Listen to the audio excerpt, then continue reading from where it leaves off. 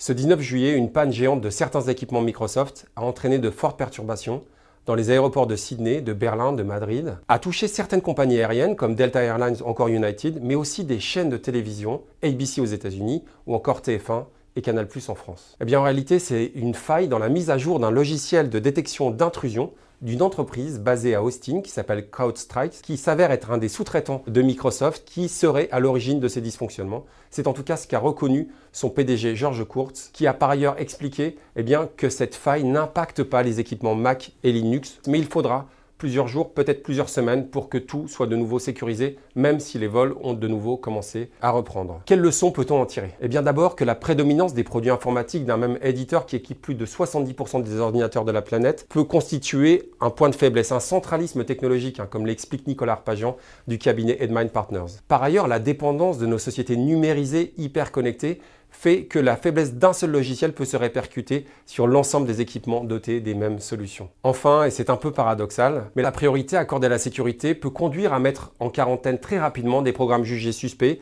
ce qui peut entraîner un effet domino particulièrement dommageable. Alors comment être mieux sécurisé à l'avenir? D'abord en multipliant les audits, ça ne fait jamais de mal. Réfléchir également à des systèmes plus résilients, c'est-à-dire qu'il doit toujours y avoir des moyens alternatifs lorsqu'il y a une interruption d'un système. On peut également, comme s'y emploie le comité d'organisation des Jeux Olympiques et Paralympiques de Paris, réfléchir à des systèmes d'isolement de certains systèmes pour éviter des risques de contamination en chaîne. Et puis, ça c'est une réflexion peut-être à plus long terme, réfléchir à des solutions souveraines françaises ou européennes, ça peut à la fois être très bon pour notre économie et surtout pour notre indépendance stratégique.